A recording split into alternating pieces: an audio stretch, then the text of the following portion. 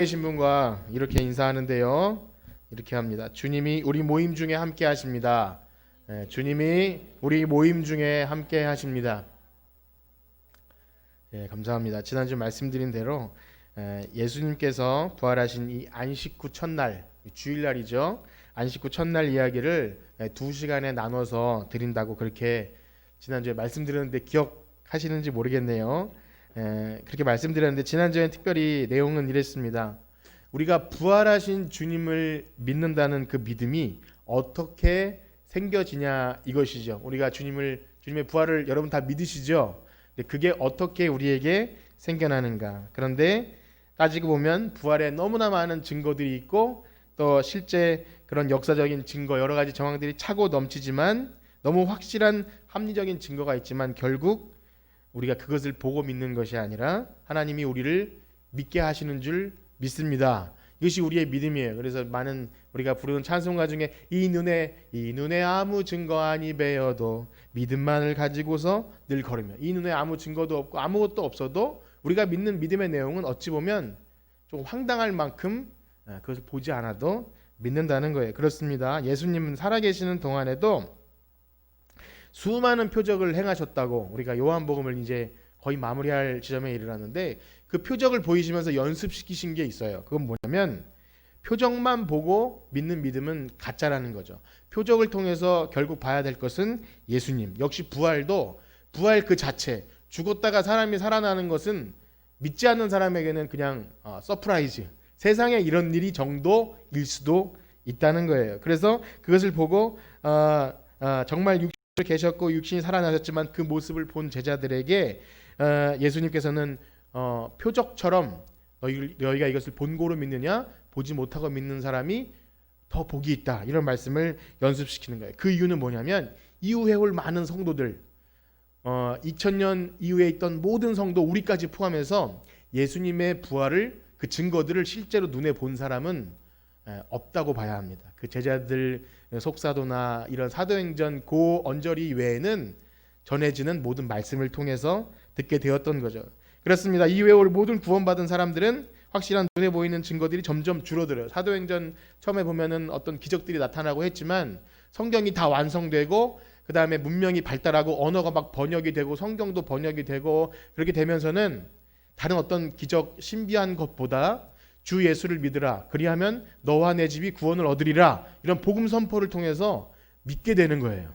우리도 다 그렇게 믿게 된 거지 막 정말 부활하신 예수님이 각자에게 막 환상 중에 혹은 자고 있는데 나타나서 아니면 우리가 막 뜨겁게 기도할 때 막 뭐 이렇게 뜨거운 게 뭔가 나타나서 믿게 되는 그런 것이 아니라는 것입니다. 물론 그것이 도움이 될 수 있지만 근본적이지 않아요. 그렇습니다. 우리가 예수님을 믿게 되는 것은 그런 신비한 체험이나 그런 것이 아니기 때문에 목격자들이 쓴 오로지 성경. 그래서 우리 기독교는요 성경 외에 다른 것으로 구원의 확신이나 믿음이나 어떤 내용들을 이야기하면 이단이나 오류에 빠질 확률이 굉장히 높습니다. 그렇기 때문에 우리 예수님 제자들에게 그러한 이 근본적인 믿음을 알려주셨어요.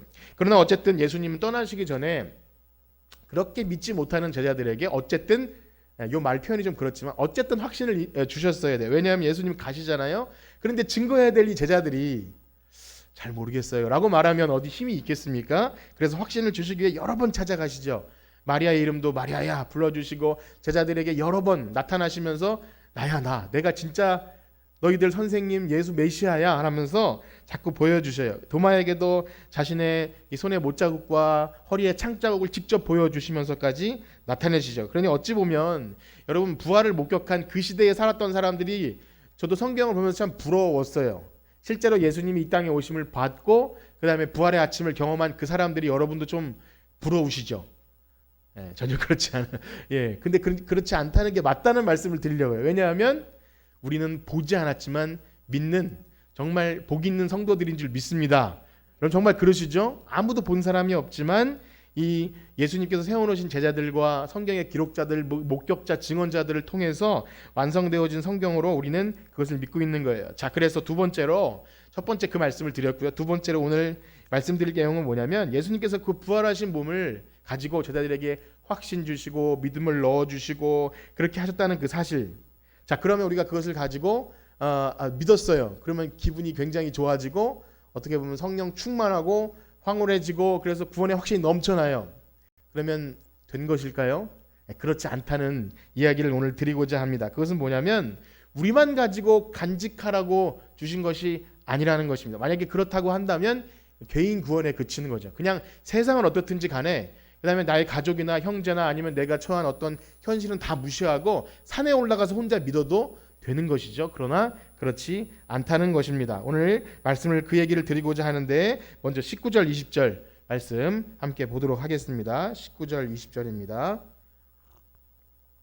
함께 읽겠습니다. 시작. 이날 곧 안식 후 첫날 저녁 때에 제자들이 유대인들을 두려워하여 모인 곳의 문들을 닫았더니 예수께서 오사 가운데 서서 이르시되 너희에게 평강이 있을지어다.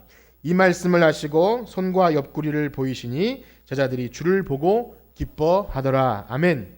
그때는 예수님이 부활하신 그 안식 후 첫날 저녁이었습니다.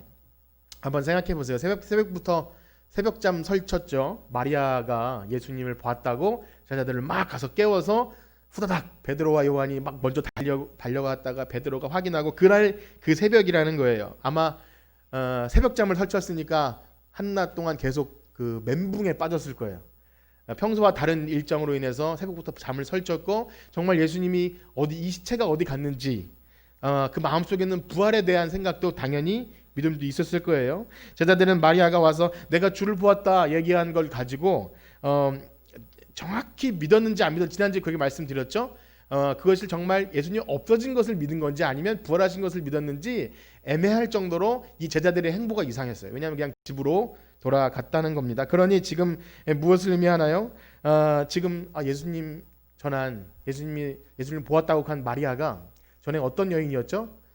귀신 들렸던 7 귀신 들렸던 여인이니까 내심 저 여자가 아직 좀 다 안 돌아왔나? 라고 생각했을 수도 있고 어쩌면 예수님 너무나 사랑했기 때문에 환상을 보여주셨나? 라고 그렇게 생각할 수 있을 정도로 베드로와 요한은 아직까지 확신이 없어서 두려워서 유대인들이 두려워서 문을 꼭 걸어 잠그고 있는 거예요. 여기에 헬라어의 표현 중에 문을 닫았더니라는 것은 쉬운 성경이나 이런 번역에 보면 문을 걸어 잠근 거예요. 너무나 두려워서 안에 꽁꽁 문을 잠가 놓고 있었던 것입니다. 그러니까 무엇을 의미하냐면 예수님이 살아나신 객관적인 증거를 다 봤잖아요. 세마포가 그대로 있고 분명히 누가 도둑질한 것이 아니고 마리아도 예수님을 봤다고 하고 있는데 여전히 마음속에는 두려운 겁니다. 유대인들이 자기신들까지 죽일까 봐 두려워했던. 그러니까 부활의 확실한 증거가 있다 할지라도 그것이 그들에게 어떤 능력이 되지 못했던 것입니다. 그러니 다시 한번 말씀드리면 보고 믿는 믿음은 어떤 신비한 체험이나 천사를 보거나 아니면 뭐 뛰어난 언변 아니면 정말 유창한 설교 이런 것들은 다 믿음에 도움이 될 수 있어도 그것의 근본적인 역할은 아니라는 거예요. 결국 우리에게 믿음을 넣어주시는 분은 성령님이신 줄 믿습니다. 그러니까 그런 모든 것은 믿는 사람들에게 도움이 되는 거예요. 설교를 더 많이 듣고 그 다음에 어떤 증거의 책을 보고 어떤 정말 하나님의 창조의 그런 질서들을 담아놓은 연구들을 보면 볼수록 믿음이 더해질 뿐이지 믿지 않는 사람들에게 근본적인 그런 계기가 되지는 못한다는 사실입니다. 역시 당시 로마 군병들이나 이 모든 과정을 지켜봤던 사람 마찬가지예요. 그 무덤 앞을 지켰던 군인들 분명히 아무런 도둑이 된 것도 아닌데 환한 빛을 보고 천사가 나타나고 한 것을 보면 이건 분명히 뭔가 있는 건데 돈을 받고 매수를 당해서 예수님이 부활하지 않았다고 이렇게 짜고 치는 거 보면 아무리 부활의 증거를 봐도 믿지 않을 사람들은 반대 증거만 만들어내는 거니까 여러분 믿음은 모든 사람의 것이 아닙니다. 여기 모인 분들이 그만큼 귀하다는 거예요. 이 격변하는 시대에 정말 모이기 힘든 시대에 우리가 믿음이 있다는 것은 하나님이 고르고 뽑고 택해서 정말 알곡 같은 하나님 백성을 모아놓으신 줄 여러분 감사하시길 축복합니다. 그것이 근본적인 기쁨이 되어야 되죠. 그런데 중요한 사실은요. 이렇게 두려워서 떨고 문을 잠궈놓은 상태에 있는 제자들에게 중요한 건 뭐냐면 예수님이 오셨다는 거예요. 이 말씀이 반복되는데 예수님이 오사 문을 열어달라고 노크를 하신 것도 아니고 아까 전에 문을 분명히 잠가놨는데 그냥 들어오시죠. 성경에 구체적으로 예수님이 뭐 벽을 뚫고 들어오셨다거나 아니면 문을 따고 들어오셨다는 말이 없어요. 그런데 해석해 보면 세마포에 있던 그런 정황들을 볼 때 예수님은 부활하신 몸은 아무래도 좀 다른 것 같습니다. 그냥 이동하실 수 있는 그런 몸인 것 같아요. 이게 좀 신비한 얘기 같은데 그 부활하신 몸이 과연 어떤 모습일까 참 궁금하기도 하죠. 그것에 대해서 정확히 얘기해주고 있지 않기 때문에 그렇게 생각을 해요. 그때는 그 부활하신 그 몸은 다르겠구나. 당연히 다르겠죠. 그런데 여러 가지로 생각해 볼 수 있지만 저는 이 분야의 전문가도 아니고 뭐 이렇게 유창하게 설명드릴 수도 없지만 여러분 우리가 아는 과학 지식이라는 것이요 참 한계가 너무나 많을 정도가 아니라 아주 그 미미합니다. 그래서 모르긴 몰라도요 세상의 물리학에서도 저는 그런 원자 이런 거 되게 싫어하거든요. 화학이나 이런 거 막 원자 그런데 그런 우주의 물질을 이루고 있는 것들이 실상은 없대요. 이 말이 굉장히 그렇죠. 그냥 뭐 이렇게 동그라미 있고 이렇게 막대기 있어서 하는 그런 원자 구조들만 있을 뿐이지 사실은 없는 것과 마찬가지라서 사실은 우리가 이 지구에서 시간과 어떤 물질의 제약을 받고 있는 것은 우리 육신의 그런 오감을 가진 거기에 한계에 매여 있기 때문입니다. 더 설명드리지 않을 거예요. 저도 전문가가 아니기 때문에 이 말씀을 왜 드렸냐면 여러분 예수님은 어떤 분이시죠? 창조자세요. 요한복음이 시작될 때 어떻게 시작됩니까? 태초에 말씀이 계시니라 그 말씀이 하나님과 함께 계셨고 그 말씀이 하나님과 함께 창조할 때부터 함께 이 세상을 창조하신 창조주께서 시간 이게 문제겠습니까? 그러니까 우리가 인간이 우리가 증거해내지 못한다고 해서 그런 거 없다 혹은 말도 안 된다라고 말하는 것은 너무 인간이 미련하다는 거죠. 그러니까 우리가 볼 수 없고 그러니까 보지 못하고 믿는 믿음과 연결이 돼요. 우리가 볼 수 없고 만질 수 없고 한 것은 없다라고 말하면 그 사람 정말 미련한 것처럼 예수님이 어떤 일을 하시는데 그 일에 대해서 신비하다 아름답다 정말 시편에 보면 신묘막측하다라고 표현하면 될 뿐이지 에이 그런 게 어딨어라고 말하는 것은 내 주먹을 믿어라라고 말하는 것처럼 미련한 것입니다. 지금 그런데 그 말씀을 드리고자 함이 아니라 더 중요한 건 뭐냐면 지금 이 장면에서 말해주고 있는 것은 바로 예수님께서 오셨다는 거예요. 닫혀있는 문이나 닫혀있는 마음이나 유대인들이 들어와서 숨어있는 그 마음 속에 비집고 예수님이 오신다는 거예요. 그게 은혜라는 거죠. 어떤 장애물이 있던지 철벽이든지 어떤 뭘 치든지 예수님은 우리 가운데 오신다는 거예요. 그걸 믿으시길 축복합니다. 제자들은 두려워서 믿기를 주저했어요. 부활이 사실이라고 친다 한들 그게 우리에게 무슨 상관이 있나요? 우린 지금 너무 두렵습니다. 라고 한 제자들에게 그런 지식이 아무런 능력도 없어요. 예수님이 부활하셨다고 그냥 사실을 받아들여도 그것이 아무런 능력도 없는 나약한 제자들에게 예수님은 믿음을 넣어주시기 위해서 친히 닫힌 문을 열고 아니면 어떤 장애물을 다 뚫고 우리에게 오신다는 거예요. 마치 진흙으로 만들어진 사람에게 아무런 일어날 수도 없는 그런 진흙 같은 존재에게 하나님께서 그 코에 생기를 후 불어 넣으실 때 그때서야 생명이 된 것처럼 부활의 지식이 있다 할지라도 우리가 믿음의 어떤 많은 지식이 잡다한 게 있다 할지라도 그것을 구슬을 서마를 꿰는 것처럼 하나님이 우리에게 성령으로 이끌어 주시지 않으면 그것이 우리에게 진정한 생명의 믿음이 될 수 없다는 사실, 그럼 그거를 믿으길 축복합니다. 그렇습니다. 오늘날 우리가 주님을 믿는다는 사실은 바로 이런 거예요. 우리가 먼저 주님께 내 문을 열어드리면서 저에게 믿음을 좀 넣어주세요라고 한 사람은 이 세상에 한 명도 없어요. 때로는 우리가 믿음의 가정에서 태어나서 아니면 우리 가문이 믿음의 가문이라서 혹은 내 친구가 믿음의 그래서 어떻게 연결돼서 우리가 여기까지 온 것 같지만 실상 주님이 우리 도저히 믿을 수 없는 우리에게 찾아오셨는 줄 우리는 믿습니다. 오셔서 불가항력적인 은혜로 우리에게 믿음을 넣어주시고 그 다음에 벗어날 수 있는 여러 가지 가능성이 있잖아요. 제가 살아온 짧은 인생이나 여러분들의 삶이나 여러 가지 막 흔들리는 여러 가지 순간 속에서도 하나님은 끝내 돌아서 여기가 이렇게 딱 앉혀놓으신 것, 이게 우리의 의지이겠습니까? 하나님의 전적인 불가항력적인 은혜인 줄 믿습니다. 자, 그렇습니다. 제자들에게 찾아오신 예수님은 그렇게 계속 찾아오실 거예요. 그리고 오셔서 첫 한마디가 너무나 또 감동이 됩니다. 주님께서 제자들에게 오셔서 책망하실 수도 있는 거 아닙니까? 야, 너희들 어떻게 내가 그렇게 말했는데 아직도 두려워서 떨고 있니? 내가 분명히 살아난다고 얘기했는데 정말 너희들 섭섭하다라고 얘기할 수 있는 주님이 뭐라고 하시죠? 우리 19절 말씀을 다시 한번 읽어볼까요? 시작.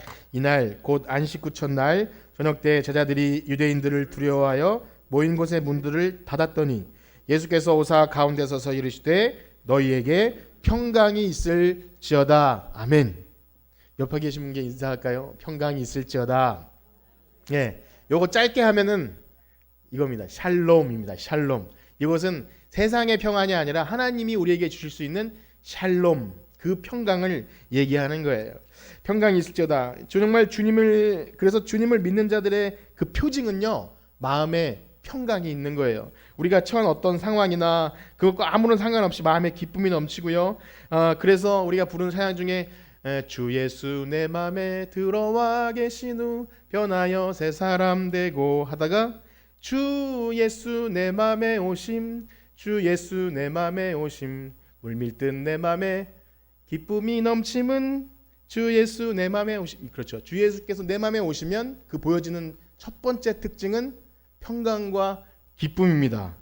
여러분, 그것은 세상이 줄 수 없는 거예요. 우리가 아무리 좋은 것, 재밌는 것, 행복한 것, 물질, 우리에게 당장 기쁨을 줄 수 있는 것 잠깐 얻으면 되게 기쁠 것 같지만 굉장히 금방 식어져 버리죠. 그러나 그런 것이 다 없어도 주님이 나와 함께 하신다는 것, 우리가 믿음을 이어갈 수 있는 비밀은 그것밖에 없어요. 다른 것은 없는 거죠.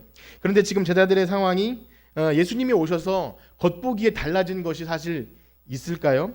예수님께서 이제 오셔서 야, 내가 이제는 쉼없이 당하지 않을 테니까 한번 볼래? 이렇게 말씀하신 것도 아니에요. 제자들에게 야, 어디는 나를 찌르고 못 받고 죽인 그 걔네들 있지, 내가 한번 확 밀어버릴게 라고 해서 기쁨이 넘치는 것이 아니라 사실은 보여지는 상황은 아무런 변화가 없어요. 그냥 내가 너희들 말한 대로 살아났다. 부활하신 주님이 그렇게 그들에게 오셨다 한들, 여러분 우리가 많이 쉽게 쓰는 표현으로 죽었다 살아나, 죽었다 깨어나도 안 되는 거잖아요. 죽었던 사람이 살아난다 할지라도 여러분들의 삶에 그냥 깜짝 놀랄 뿐이지 사실은 우리들의 삶에 근본적인 변화를 주지 못할 것 같아요. 제가 여러 가지 상상을 해봤어요. 정말 어떤 사람이 죽었다 살아나면 내가 정말 더 사랑이 넘치고 그 사람에게 잘해주고 그렇게 할 수 있을까 생각했을 때 조금만 지나도 안 그럴 것 같아요. 막 그래서 우리 세상에 속담인지 농담인지 모르겠지만 죽었다 깨어나도 안 되는 게 있고, 이렇게 더운 날에는 그 어떤 권사님이 그러시더라고요. 죽었던 친정 엄마가 살아와도 이 찌는 듯한 더위에는 별로 귀찮다고. 우스갯소리지만 진짜 그냥 죽었던 사람이 살아난 건 정말 놀라운 일이지만 그것이 어떤 그냥 깜짝 놀랄 일이라면 우리에게 평강이나 그런 것을 줄 수 없는 것이죠. 그러나 예수님께서 오심은 우리의 삶이 세상과 비교해도 아무런 것이 나아진 것이 없다 할지라도 사망으로 우겨싸움을 당하고 때로는 너무나 괴로운 일을 당하고 애매한 말을 들은다 할지라도 아까도 찬송가 얘기 드렸지만 주님의 마음을 본 만든 자 그 마음에 평강이 찾아오문 험악한 세상을 이길 힘이 어디로부터 임하나요? 하늘로부터 임함이로다. 하늘로부터 임하는 줄 믿습니다. 그래서 우리가 평강한 거지. 어떤 숨겨놓은 그것도 좀 도움이 될 수 있겠네요. 숨겨놓은 굉장히 큰 재물, 그 다음에 어떤 적금 탈 거, 혹은 뭐 그런 것이 있어도 굉장히 좋지만 요즘에 그 여러 가지 어려운 상황 있지 않습니까? 물난리가 나거나 아침에 출근할 때 분명히 죽을 줄 몰랐는데 죽는 그런 경험을 봤을 때 우리가 가지고 있는 것이 얼마나 참 아무것도 같지 않은 것입니까? 근데 그것 붙들고 마음이 좋았다가 슬퍼지고 한다는 것은 하늘 소망이 없는 것이죠. 우리가 부른 찬양처럼 하늘로부터 임하는 그 평강, 주님만이 주실 수 있는 줄 믿습니다. 여러분 마음에 평강이 있으신가요? 평강이 있으신 분은 지금 잘 주무시는 분들이 정말 평강하신 분들이에요. 이거 감사한 일이죠. 그런데 우리가 정말 주님을 위해 죽으시고 우리를 위해 죽고 부활하신 주님을 믿고 영원한 생명을 우리가 얻었다는 것을 정말 믿는다면 평강이 넘쳐야 되는데 때로는 우리가 세상을 보죠. 우리의 마음과 눈이 가는 곳이 어딘지를 잘 살펴봐야 되는데 우리의 마음과 눈이 보는 것이 뉴스도 그런 것 같아요. 우리가 자주 보는 것에 자꾸 노출되는 것이 우리의 마음과 생각을 좌우하는데 옆에 있는 사람이 집을 사고 옆에 있는 자녀가 잘 되고 이런 것에 자꾸 마음이 쏠리면 상대적으로 열등감이 느껴지고 난 지금 뭐하고 이러고 살고 있나, 세상에 썩어질 것 그거 못 얻은 걸 가지고 굉장히 불안해하고 그 다음에 걱정과 미래, 내 노후 그 다음에 내 지금 집 이런 걸 생각하면 막 굉장히 불안해지는 것, 그것을 완전히 부인할 수는 없지만 우린 자꾸 마음과 생각이 어디 있는지를 봐야 되죠. 정말 하늘로부터 임하는 그 마음의 평강으로 의지하고 살아가는지, 아니면 썩어질 그 조그만 것들 붙들고 울며 웃으며 기대를 하는지 잘 생각할 때, 여러분, 우리 구원 얻은 성도들이 이렇게 불안이 찾아오거나 마음에 근심이 될 때 어떻게 해야 되나요? 너무나 유명한 말씀, 빌립보서 4장 6절 7절. 우리 이 말씀은 좀 외우셔도 좋습니다. 아무것도 염려하지 말고. 아시죠? 우리 한번 외우시는 분은 외워보시고 화면 보시면서 한번 해볼까요? 시작. 아무것도 염려하지 말고 다만 모든 일에 기도와 간구로 너희 구할 것을 감사함으로 하나님께 아뢰라. 그리하면 모든 지각 위에 뛰어나신 하나님의 평강이 너희 마음과 생각, 예수 안에서 너희 마음과 생각을 지키시리라. 평강이 지키신대요. 하나님이 주신 평강이 마음과 생각을 그리스도 예수 안에서 지키시는 거예요. 그러니까 우리가 근심이 되고 걱정될 때 우리가 뭐 이렇게 굉장히 힘든 어려운 일 당한 사람이 찾아가서 평강하세요, 뭐 이게 하나님이 다 주신 거라고 말하는 건 좀 어려운 일이지만, 우리가 스스로 믿음이 있는 사람이라면 잠깐은 낙심할 수 있지만 아무것도 염려하지 말고, 이 말씀이 우리 마음에 이렇게 계속 외워졌고 이렇게 믿어졌다면, 내가 지금 평강이 없는 이유가 무엇인가, 이것을 깊이 있게 여러분 생각하고 다시금 여러분들의 믿음을 회복하길 축복합니다. 그러니까 이 평강이라는 것은요, 그냥 찾아와서 주시지만 그걸 유지하고 이끌어가는 것은 우리가 정말 의지가 중요한 거예요. 성령님이 우리 안에 거하시지만 성령님이 내 안에 충만히 거할 수 있도록 말씀과 기도로, 여기 보면 기도하라 그러잖아요. 아무것도 염려하지 말고 이렇게 기도하라 그러는데 그거 못하고 다 접어놓고, 뭐 큐티 책도 접어놓고 기도 시간도 다 밀어놓은 다음에 내가 염려하는 것만 쫓아가면 답이 없다는 것 충분히 아는데도 우리는 여전히 거기에 있어서는 안 되겠죠. 여러분, 평강을 잃어버리지 마시기를 축복합니다. 자, 그럼 이제 주님께서 다시 한번 제자들에게 평강이 있음을 다시 한번 강조하면서 이 중요한 말씀을 해주십니다. 우리 21절로 넘어가겠습니다. 21절 시작. 예수께서 또 이르시되 너희에게 평강이 있을지어다.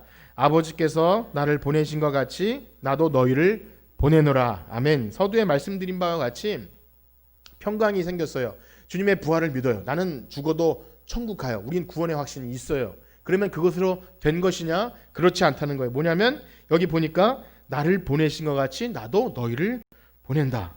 그러니까 우리가 부활의 능력을 경험하고 마음의 평강이 있고 든든하네, 만족하고 나는 이제 됐어. 여기에 만족하는 것은 그 자체가 목적이 아니라, 예수님이 이미 요한복음 17장에 예수님께서 이 대제사장적인 기도를 하실 때 이런 말씀을 해주셨어요. 우리가 한번 복습하는 의미로 읽어볼까요? 요한복음 17장 18에서 21절입니다. 자, 시작. 아버지께서 나를 세상에 보내신 것 같이 나도 그들을 세상에 보내었고 또 그들을 위하여 내가 나를 거룩하게 하오니 이는 그들도 진리로 거룩함을 얻게 하려 함이니이다. 내가 비옵는 것은 이 사람들만 위함이 아니요 또 그들의 말로 말미암아 나를 믿는 사람들도 위함이니, 아버지여, 아버지께서 내 안에 내가 아버지 안에 있는 것 같이 그들도 다 하나가 되어 우리 안에 있게 하사 세상으로 아버지께서 나를 보내신 것을 믿게 하옵소서. 아멘. 예수님의 이 너무나 중요한 기도는요, 지금 이 사람들을 택하고 진리로 거룩하게 하고, 이것은 그들만 위한 게 아니라 그들로 말미암아 나를 믿는 모든 사람들, 우리까지 포함해서 이 예수님 이후에 온, 또 우리 이후에 올 구원받을 성도들을 위해서 이 일을 하신 거기 때문에, 만약에 우리가 여기서 흐름을 끊어버린다면 우리는 정상적인 신자가 아니라는 거예요. 그래서 우리가 믿음을 주신 것은 우리에게 능력을 주시고, 정말 우리 한 사람 한 사람이 이렇게 보여도 각자 재능이 있잖아요. 섬김의 은사가 있지 않나요? 각자 내가 맡은 그래도 조금 잘할 수 있는 것, 또 우리들의 주신 자그마한 물질이나 뭐 어떤 건강이나 이런 것들 다, 또 평강을 주신 것은 주의 이름을 증거케 하기 위함인 줄 믿습니다. 우리가 이것을 간구하는 순간 개인 구원에 그치는 거예요. 제가 이렇게 개인 구원에 그친다는 말을 할 때 오해하기 쉬운데, 이 너무나 중요한 구원인데 그냥 이기적이 돼서는 안 되잖아요. 하나님께서 이 세상을 위해서 죽으신 것은 나를 위해 죽으신 것 너무나 중요하게 맞지만, 너만 위함이 아니라 너를 통해서 더 많은 사람들을 얻게 하기 위함인데 내가 그것을 낼름 받아먹고 혼자만 가만히 웅크리고 있다면 진짜 은혜를 받은 것이 아니에요. 그래서 그 복음으로 말미암아 지금 예수님의 기도처럼 태초에 정말 아름답고 그 생명의 천국의 그 상태로 구원을 백성을 다 인도하길 원하는 예수님의 마음을 우리가 안다면 내 마음은 평강하면 됐어 라고 하는 것은 아니죠. 그래서 예수님께서 이 일을 위해 친히 이 땅에 그렇게 보냄을 받으셨고 우리도 세상에 보내신다는 거예요. 역시 오늘날 예수님의 그 부활을 능력을 경험하고 믿는 우리가 마음에 평강이 있는 사람이라면 이 전제가 좀 이상하죠. 그럼 평강이 없으면 안 해도 됩니까? 그건 아니죠. 아까 말씀드린 대로 내 마음이 평강하지 않다면 구원을 얻었음에도 평강하지 않다면 내가 주님께 집중을 하지 못하는 거예요. 그러나 주님께 정말 집중을 하고 말씀을 보고 하나님 나라를 소망하는 그 상태에서 평강이 있다면 그것을 가지고 여러분 우리가 보냄받은 사람인 줄 믿으시길 축복합니다. 옆에 계신 분과 인사합시다. 우리는 보냄받은 제자들입니다. 예, 우리는 보냄받았어요. 그러나 우리가 신자로 살면서 복음을 전하는 것이 어떤 특정인에만 주어진 사명이라고 생각하기가 쉬워요. 목사님 열심히 하세요. 아니면 선교사님이나 전도사님이나 뭐 어떤 전도 잘하는 권사님이나 그것이 아니라 정말 우리가 부활의 능력을 믿고 평강이 있는 사람들은 누구나 해야 되는데 그래서 아까 전에 말씀드렸죠. 구원 얻은 사람의 부활을 믿는 사람의 첫 번째 특징이 평강이라면 두 번째는 뭐냐면 그 평강을 가지고 복음을 전하는 거예요. 그 두 번째 중요한 것이 될 것입니다. 여러분 어떻습니까? 여러분 삶 속에 이 복음 전하는 것에 대한 그런 거룩한 부담감이 있으신가요?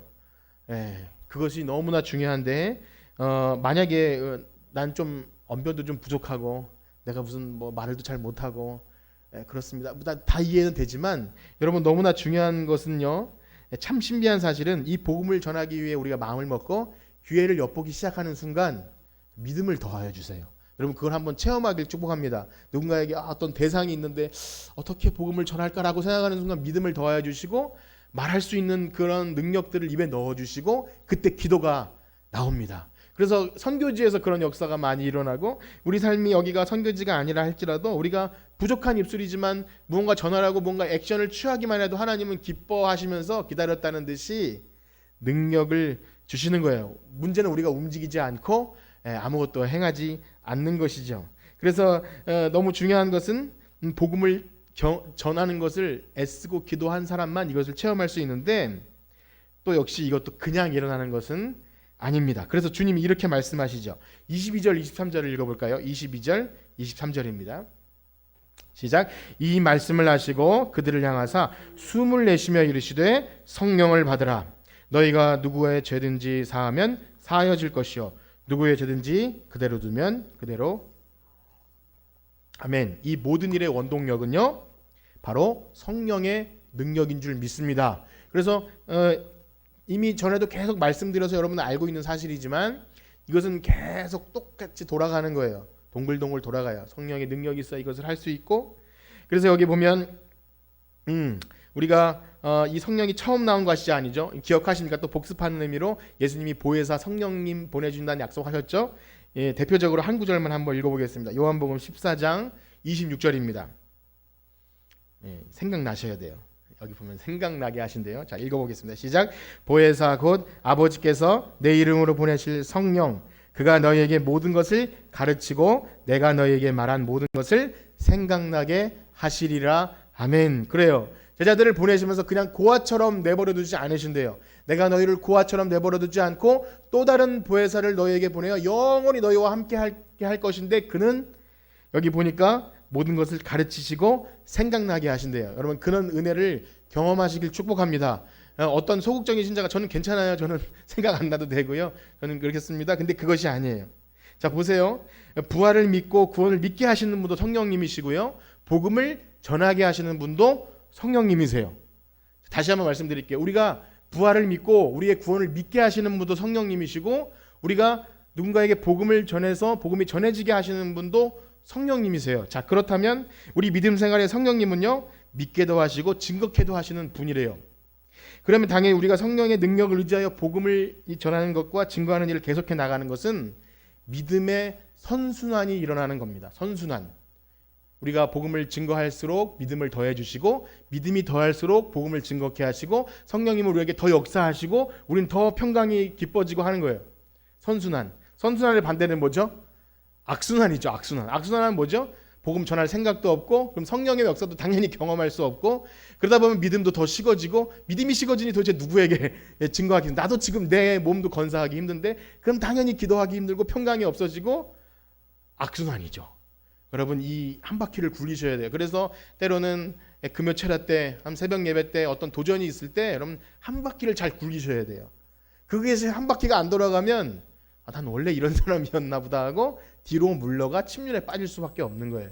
여러분들의 삶이 나약한 것 같고 평강이 없어진 것 같을 때 두려워하지 마시고 말씀을 기억하면서 그래 다음 주부터 계속 다음 주까지 말씀드리겠지만 찾아오셔서 말씀하시는 예수님의 그 음성을 여러분 확인하시길 축복합니다. 우리가 귀를 열고 마음만 열면 언제든지 주변에 널렸어요. 증거는 차고 넘쳐요. 주일날 말씀을 들으시면서 아니면 못 나오시면 그 유튜브를 통해서 말씀을 들으시면서 혹은 매일 성경 큐티 책을 통해서 아니면 라디오를 통해서 뭐 무엇이 되었든지 간에 우리가 하나님의 음성을 사모하고 나에게 다시금 확신을 주셔서 이런 마음만 있으면 이미 들어와 계신 하나님의 그 역사를 경험하게 될 줄 믿습니다. 자, 그래서 이 믿음의 선순환 너무 중요한 거죠.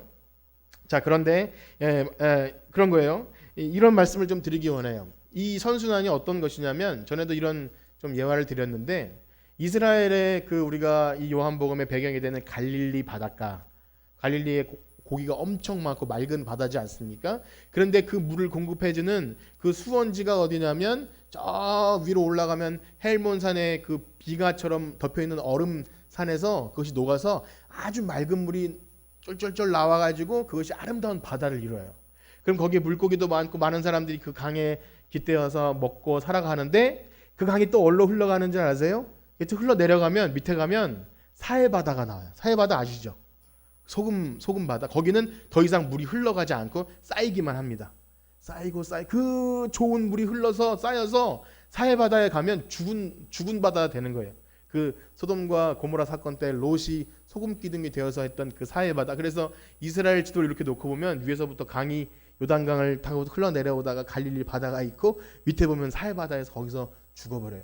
그 아름답고 참 맑은 물도 구원의 은혜도 신비한 우리의 전의 영적 체험도 또 성령님의 역사도 전에는 기도도 좀 뜨겁게 했고 그런 것도 여러분 그대로 품어놓으면 그 한 달란트 받은 사람들이 잘 묻어놨다가 책망 받은 것처럼 썩어지는 거죠. 그래서 방금 말씀드린 대로 이 선순환이 일어나야 돼요. 우리가 받은 은혜가 있다면 그래서 전할 때 믿음이 더해지고 그러한 은혜가 있기를 축복합니다. 그래서 부활하신 예수님께서 우리에게 찾아오셔서 평강을 주시고 복음 전하라고 하시는 것은 야 너희들 구원해 줬고 평강도 줬으니까 이제 가서 좀 일 좀 해 이런 의미가 아닌 거예요. 우리를 뭐 일시키려고 하시는 것이 아니라 부활의 능력을 우리의 삶에 더욱 확실히 하는 것은 복음을 전하는 것인 줄 믿습니다. 이것을 할 때 믿음이 더해져요. 이것은 신비인 거죠. 왜냐하면 우리는 처음부터 어떤 증거를 보고 믿은 것이 아니기 때문에 그 믿음이 더욱 확실해지고 뜨거워지고 하는 것은 명령을 따라 사명 따라 순종하는 거예요. 그런데 여기 중요한 좀 뭔가 좀 특별한 것이 있어서 그걸 좀 말씀드리기 원하는데 예수님이 숨을 내쉬면서 성령을 받으라 하신 것이 굉장히 특별한 표현입니다. 여기 다른 곳에는 그런 표현이 나오지 않는데 우리가 요한복음을 쭉 보시면서 요한의 그런 어떤 상징적이고 문학적인 어떤 표현들을 봤기 때문에 느낌이 있을 거예요. 숨을 훅 불어넣으실 때 어떤 느낌이 나시나요? 아까도 잠깐 말씀드렸는데 태초에 하나님이 이렇게 흙으로 사람을 만드시고 그 코에 생기를 훅 불어넣으신 것처럼 그런 좀 이미지를 연상시켜요. 그렇지 않습니까? 우리가 이 요한복음을 보면서 이 첫 에덴의 아담은 첫사람 아담은 실패했지만 두 번째 아담인 예수님이 모든 것을 재창조하시는 것처럼 지금 제자들도 새 마음 새 영을 주셔서 새롭게 창조하시고 부활의 모든 증거들을 넣어주신 후에 그 코에 생기를 넣어주시듯이 숨을 내쉬면서 성령을 받으라 그렇게 말씀하시는 거예요. 그래서 여기서 숨을 내쉬는 장면이 제자들에게 지금 성령을 넣어주셨나? 어떤 그런 해석도 있는데 그런 것 같지는 않습니다. 왜냐하면 실제로 성령이 임하는 장면은 우리가 너무나 잘 아는 것처럼 사도행전에 가면 오순절 마가요한의 다락방에 그날 120명에 모인 그 뜨겁게 기도하는 사람들 위에 성령이 내린 오순절 그 사건이 있지 않습니까? 그때를 재확인시켜 주는 거죠. 이미 성령님을 얘기하셨고 또 부활하신 예수님이 성령님을 오신다는 것을 재확인시켜 주면서 성령이면 너희는 이 일을 다 할 수 있을 거야. 그리고 23절에도 좀 특별한 표현이 하나 있는데요. 이런 겁니다. 너희가 누구의 죄든지 사하면 사하여질 것이요 누구의 죄든지 그대로 두면 그대로 있으리라. 그래서 이 표현이 좀 특별해서 교회가 우리 믿는 사람들이 죄를 사하는 권세가 있나? 그래서 아마 로마 카톨릭에서는 사제가 내 죄를 사하노라 이게 있지 않습니까? 그런 것처럼 그런 것이 있나 생각하기 쉽지만 이것은 그런 표현이 아니죠. 뭐냐면 예수님만이 우리의 죄를 사하실 수 있는데 우리가 복음을 전할 때 영광스러운 사명을 감당하는 거예요. 그 사람의 죄가 사하여지는 그 영광스러운 복음의 사역을 우리가 감당하는 거예요. 우리가 복음을 전할 때 예수님이 그 사람의 죄를 사하여주는 그 능력을 우리를 통해서 나가게 하신다는 거죠. 반대로 우리가 복음을 전하지 않고 하면 그 은혜가 그들에게 흘러가지 못한다는 것. 그렇게 보시면 될 것 같습니다. 그렇습니다. 이제 우리 제자들에게 평강이 있으라 말씀하시면서 사명 주시고 또 성령을 받으라 하시면서 떠나시는 예수님이 막 이렇게 하시죠. 그 다음에 지난주에 봤던 내용인데요. 아직 믿지 못한 제자가 한 명 있었어요. 도마죠.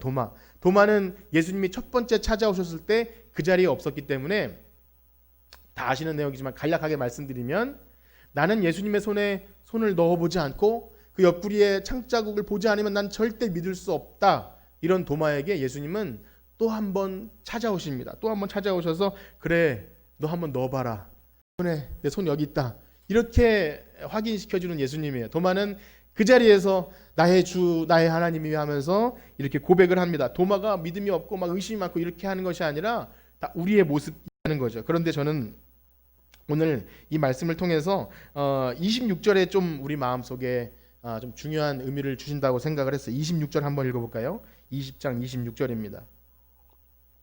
시작. 여드레를 지나서 제자들이 다시 집안에 있을 때에 도마도 함께 있고 문들이 닫혔는데 예수께서 오사 가운데 서서 이르시되 너희에게 평강이 있을지어다. 아멘. 역시 말씀드린 대로 예수님이 오셨어요. 문들은 닫혔어요. 그런데 제가 아까 말씀드린 좀 특별히 보여 있는 것은 뭐냐면 그 안식 후 첫날 여드레를 지나서 다음 안식 후 첫날 그 제자들은요 여전히 거기에 모여 있었어요. 물론 일주일 동안 삶을 살았겠지만 모여서 뭐 했을까요?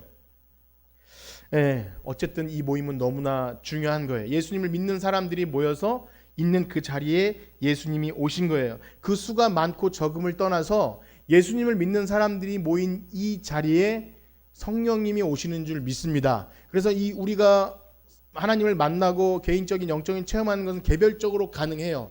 우리는 이 오늘날 개혁주의 신앙 만인 제사장이라고 하는 오늘날은 사제나 목사님을 통하지 않아도 우리는 말씀을 보고 하나님과 대화하고 우리의 영적인 성장을 이끌어 나갈 수 있습니다. 그런데 여전히 중요한 건 이 믿음의 공동체를 통해서 하나님은 일하신다는 거예요. 그래서 머지않아 좀 있으면 그 마가요의 다락방에 하나님이 예수님께서 예루살렘을 떠나지 않고 열심히 모여서 기도할 때 성령이 임하실 거라고 하고 그 모인 자리에 성령이 임하신 거죠. 그래서 오늘날처럼 정말 모이기 힘든 이때에 더욱 의미 있게 다가오는데 어찌 보면 정말 유대인들이 죽일 것을 두려워했다면 제자들은 여기 모여 있으면 안 돼요. 모여 있다가 일망타진 당할 수도 있는 거 아닙니까? 각자 돌아가서 숨어 있어야 되는 것이죠. 두려웠다면 모일 필요가 없는 거예요. 그러나 제자들은 여기 왜 모여 있었을까요?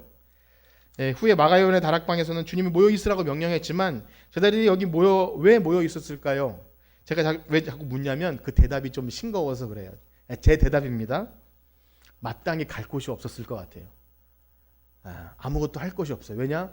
예수님만 의지했고 예수님만 사랑했고 예수님만 전부였던 그들에게 부활하신 예수님이 왔지만 그들이 더 이상 아무것도 할 수 없었고 오로지 그 부활하신 예수님과 공통의 기억을 가지고 있던 사람들이 모여서 있을 수밖에 없었던 나약한 사람들이에요. 그들이 모여서 뭔가 으쌰으쌰 해보려고 있었던 것 같지 않아요. 그냥 모여있는 것밖에 할 수 없었던 것 같습니다. 그러나 그 모인 자리에 그 현장에 주님이 오셨다는 사실을 믿으시길 축복합니다. 오늘날 마찬가지라고 생각해요. 특별한 상황으로 인해서 화면으로 예배 드릴 수 있고요. 또 로마서 12장 말씀처럼 우리의 예배 자리는 다 각자의 삶도 예배 자리고 어디서든지 하나님 만날 수 있고, 예배당에서만 예배 드린다고 생각하는 사실은 조금 건강한 신자는 아닙니다. 그러나 그럼에도 불구하고 이 예배 현장은요, 여기 모인 이 자리는 성령이 임하시고 하나님이 함께 하시는 정말 귀한 자리인 줄 우리는 믿습니다. 그래서 이 자리는 예수님이 피로 값주고 사신 너무나 귀한 자리이죠. 여러분, 온라인이 좋고 아무리 시대가 발달해서 이제는 성경 공부도 이렇게 온라인으로 한다고 합니다. 너무나 귀한 장치들이 있는 것이죠. 그런데요, 세상에서도요, 온라인 동호회라고 들어보셨나요? 온라인 동호회? 온라인에서 처음 한 번도 만나지 못한 사람들이 재미있게 모여서 얘기하고 막 그렇게 하다가 만나고 재밌어지면 어떻게 되는지 아세요? 오프라인 모임을 해요. 우리 만나서 한번 봅시다. 그래가지고 자기 동호회들도 실제로 얼굴을 보고 당신이 그 아이디 누구였습니까? 하면서 만나고 기뻐해요. 왜냐하면 손으로 만질 수 있고 여러분처럼 만나서 얘기하고 같이 음식 먹고, 이것이 지금 조금 문제가 되는 시대라 할지라도 결국에 눈에 보이는, 만질 수 있는, 예수님도 그래서 만질 수 있고 눈에 볼 수 있는 모습으로 오신 거예요. 그래서 기독교는요, 매우 현실적입니다. 막 이상처럼 붕 떠 있고 신비고, 그게 아니라 만질 수 있고 먹을 수 있고. 그래서 다음 장 마지막까지 보면 예수님이 찾아오셔서 야, 너희 먹을 거 있니? 하면서 같이 먹을 거 나눠 먹고 그랬다는 거예요. 그것은 뭐냐면 초대교회의 모델이 되었다는 거죠. 저는 오늘 말씀 이렇게 마치기 원합니다. 예수님 부활을 믿는 그 마음이 평강이 가득한 우리는 하나님의 백성 된 줄 믿습니다. 그러한 우리들은요, 그 한량없는 은혜를 받은 우리들은 가만히 앉아 있는 것이 아니라 자신만 즐겁고 기쁜 것이 아니라 복음을 전해야 할 줄 믿습니다. 그리고 또 한 가지 중요한 사실은요, 예수님을 더 이상 볼 수 없고 만질 수 없어요. 아까 말씀드린 대로 제자들은 만졌잖아요. 근데 우린 만질 수 없어요. 그러나 예수님이 너무나 중요하게 하신 일이 뭐냐면, 피로 값주고 사신 우리 한 사람 한 사람이 하나님의 형상인 줄 믿습니다. 옆에 계신 분과 이렇게 인사합시다. 우리가 교회입니다. 우리가 교회. 또 한 번 합시다. 우리가 하나님의 형상입니다. 그렇습니다. 성령님이 우리 안에 계시고 예수님이 피로 값주고 사신 우리 한 사람 한 사람이 오늘날 예수님을 보고 만질 수 있는 것입니다. 그래서 이 말씀을 읽고 마칠 텐데요, 20장 30절과 31절입니다. 이제 진짜 마지막 20장 30절 31절 시작. 예수께서 제자들 앞에서 이 책에 기록되지 아니한 다른 표적도 많이 행하셨으나 오직 이것을 기록함은 너희로 예수께서 하나님의 아들 그리스도이심을 믿게 하려 하며 너희로 믿고 그 이름을 믿어 생명을 얻게 하려 함이니라. 아멘. 비록 사람들을 만나기 어려운 시대를 살고 있고 예배드리기 어려운 시대를 살고 있지만, 여기 말씀처럼, 요한복음의 옥처처럼 때를 얻든지 얻지 못하든지 이 말씀 때문에 우리가 각자 있는 자리에서 예수가 그리스도라고, 예수님이 하나님의 아들이심이라고 선포하고 그 생명을 전할 수 있는 우리 모두가 되기를, 예수님의 제자가 되길 간절히 축복합니다. 우리 찬양 드리고 마칠 텐데요, 예수님 다시 오실 때까지 우리 이 길을 걸어가는, 좁은 문 좁은 길 나의 십자가 지고 예수님 우리에게 주신 그 명령 따라 살아갈 수 있는 우리 모두가 되기를 바라면서 이 찬양 드리시고 기도하고 마치겠습니다.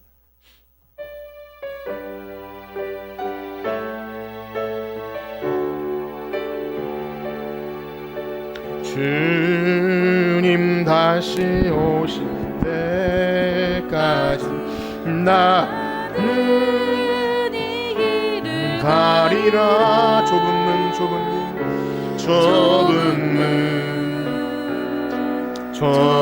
문 나의 십자가 지고 나의 십자가, 아멘.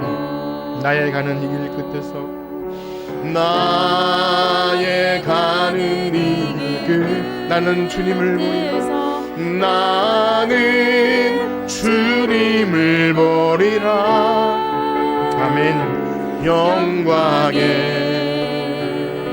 내 주님 나를 맞아주시리. 나를 맞아. 아멘. 주님 다시 오실 때까지, 주님 다시 오실 때까지 나는 일어나 달려가리라. 주의 영광 온 땅 덮을 때 나는 일어나 노래하리.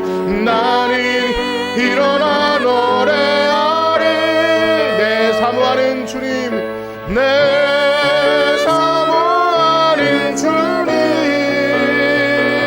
온 세상 구주시라 내 사모하는 주님 영광의 왕의 아멘. 우리 다시 한번 고백합니다. 주님 다시 오실 때까지 주님 다시 오실 때 나는 이 길을 가리라 나는 이 길을 가리라 좁은 문 좁은 길 나의 십자가 지고 나의 십자가 지고 아멘. 나의 가는 이 길 끝에서 나의 가는 이 길 나는 주님을 보리라 나는 주님을 보리라 영광의 대주님 영광의 내 주님 나를 맞아주시리 나를 맞아주시리 주님 다시 오실 때까지 나는 일어나 달려 주의 영광 온 땅 덮을 때 주의 영광 온 땅 덮을 때 나는 일어나 노래하리 내 사모하는 주님 내 사모하는 주님 온 세상 구주시라 내 사모하는 주님 영광의 왕이시라 아멘. 우리 들으신 말씀 가지고 기도하기 원합니다. 우리가 주님의 부활을 믿고 복음을 믿으면서 혹시 내 마음에 평강이 없다면 우리의 마음과 생각이 세상에 있는 것은 아닌지 다시 한번 생각합니다. 우리에게 찾아오셔서 평강이 있으라 하신 그의 말씀을 기억하면서 내가 너희를 세상에 보내노라 하신 그 말씀을 기억하면서 우리의 평강 가지고 세상에 나가서 주의 복음을 증거하는 우리 부활을 믿는 우리 모두가 되게 하여 주시옵소서. 우리 그런 마음 가지고 주의 이름 성을 부르짖고 기도합니다. 주여 주여 주여 하나님 감사합니다. 오늘날 우리에게 찾아오셔서 우리의 다친 마음 문을 여시고 우리의 두려워서 떨고 있는 마음 문에 찾아오셔서 평강이 있으라 말씀하시며 내가 이 세상에 온 것처럼 나도 너희를 세상에 보내노라 말씀하신 주님의 말씀을 다시금 기억하기 원합니다. 주님의 부활을 믿으면서도 하나님 그 귀한 복음을 믿으면서도 아무런 힘도 없이 그저 주저앉아서 낙심하여 있는 것이 아니 다시 한번 생각합니다. 하나님 우리의 마음과 생각이 세상에 있는 것은 아니니 다시 한번 고백합니다. 하나님 우리에게 찾아오사 우리에게 마음에 확신 주시고 성령을 받으라 말씀하신 것처럼 오늘날 우리에게 주신 그 성령의 뜨거운 역사로 말미암아 하나님 예수 그리스도를 주라 선포하게 하여 주시옵시고 죽어 죽어가는 많은 영혼들에게 예수 그리스도의 복음을 증거할 수 있는 우리 모두가 되게 하여 주시옵소서. 하나님 한 주간도 세상에 살아가는 동안 이 부활의 능력을 가지고 힘있게 살아가게 하여 주시옵소서. 뒤로 물러가 침륜에 빠질 사람처럼 내는 나약하게 있는 것이 아니라 성령의 능력으로 예수를 주라 선포하며 이 복음을 능력으로 말미암아 많은 사람들이 의의 길로 돌아올 수 있도록 하나님 백성이 될 수 있도록 그 입술을 열어 증거하는 우리 모두가 되게 하여 주시옵소서. 하나님 감사합니다. 우리와 함께하여 주시옵소서. 아멘. 이제는 우리 주 예수 그리스도의 은혜와 하나님의 무한하신 사랑하심과 성령님의 교통하심이 주님 우리에게 주신 그 평강을 가지고 세상에 나가서 복음을 증거할 성천교회 성도들 머리 위에 이제로부터 영원토록 함께 있을지어다. 아멘.